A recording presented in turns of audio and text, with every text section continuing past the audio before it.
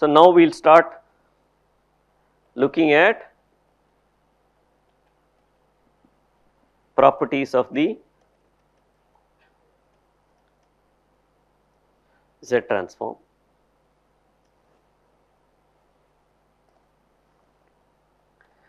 So, now that we have the definition of the DTFT with us, for each property we will state the property for the Z transform and also the corresponding property for the DTFT. So, the first property of course is linearity. A1 x1 of n plus A2 x2 of n. So, this is A1 x1 of z plus A2 x2 of z. So, this property immediately follows from the linearity of the sum, and the ROC will be at least as large as the intersection of the individual ROCs. If x1 had ROC 1, x2 had ROC 2, this will be at least as large as the intersection, and the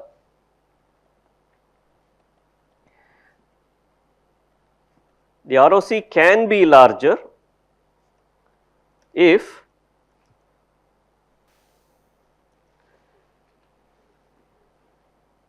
we will come to this in a minute, and the corresponding property for the DTFT is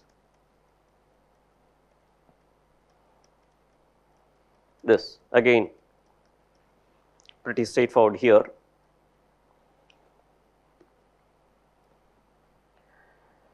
Notice that whenever we state a property for the Z transform, you will also not only give the expression but also make a statement about the ROC. On the other hand, when we are looking at the DTFT, no other qualification is added, okay, and that is because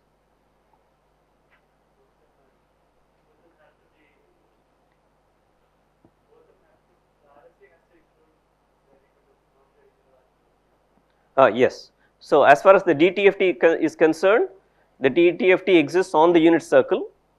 Therefore, you do not have to make any further qualifications in terms of properties, because we assume that if the DTFT exists, the ROC is on the unit circle, all right. Now, let us look at this.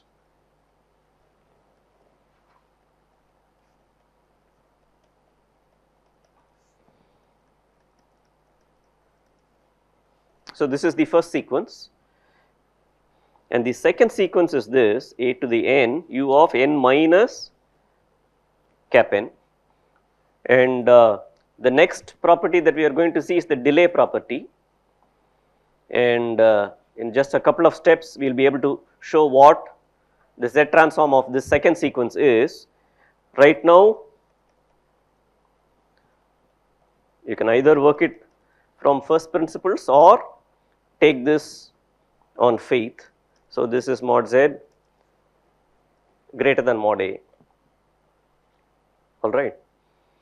And now, if you look at this sequence, that is a to the n u of n minus a to the n u of n minus cap n, then this of course is 1 minus a to the z n z to the minus cap n by 1 minus a z inverse, and the ROC is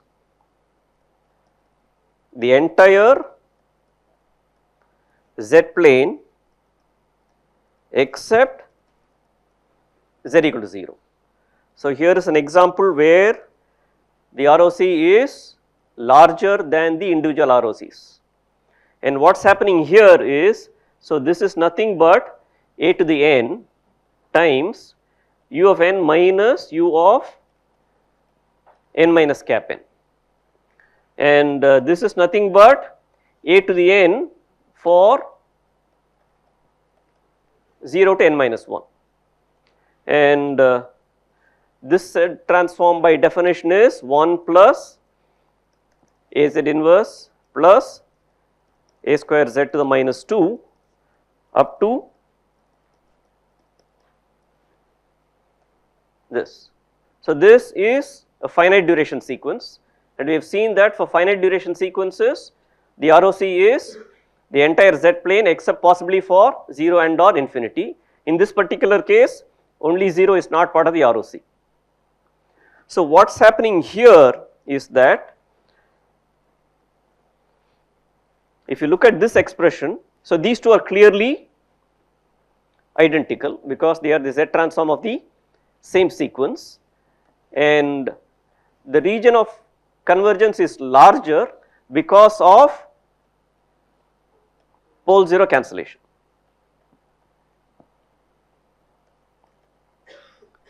Okay. So, the pole at z equal to a is cancelled by the 0 at z equal to a. So, this makes the ROC larger. So, this is exactly the same as what was happening in the continuous time Laplace continuous time function and its associated Laplace transform. If we had x1 of t, a times x1 of t plus a2 times x2 of t, the corresponding Laplace transform was a1 x1 of s plus a2 x2 of s, and the ROC was once again at least as large as the intersection of the individual ROCs. There, as in the case here, you can have an ROC that is larger if there is pole 0 cancellation. So, this is exactly a mirror of what was happening there. And since in this course we will be interested only in functions with rational transfer function, if there is a pole 0 cancellation, the ROC will be larger, that is all.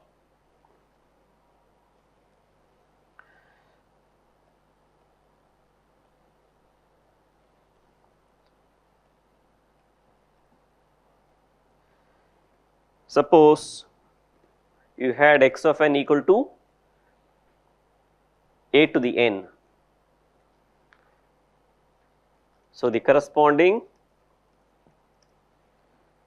z transform is what?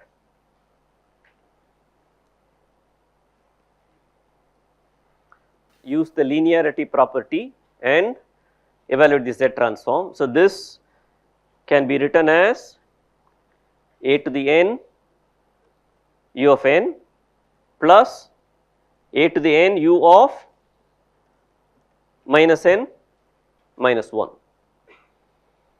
Okay. So, why do not you work out the transforms in the individual case and then the final transform.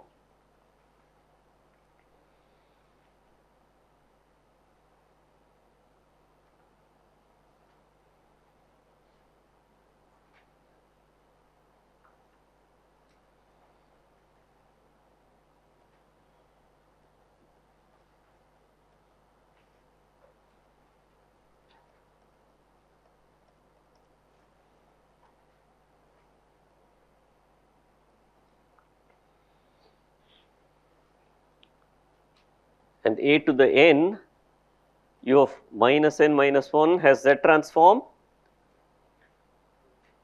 minus 1 by 1 minus a z inverse, and if you are not careful, superficially if you add these two in the z transform domain, the two terms cancel and you will get 0 to be the answer, which is clearly not right. What is happening here is this is mod z greater than mod a, whereas here this is mod z less than mod a, and the final ROC is mod z greater than mod a intersection mod z less than mod a, and this of course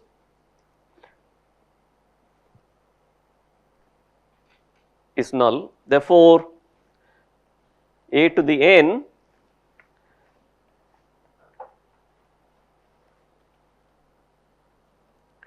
does not possess a Z transform.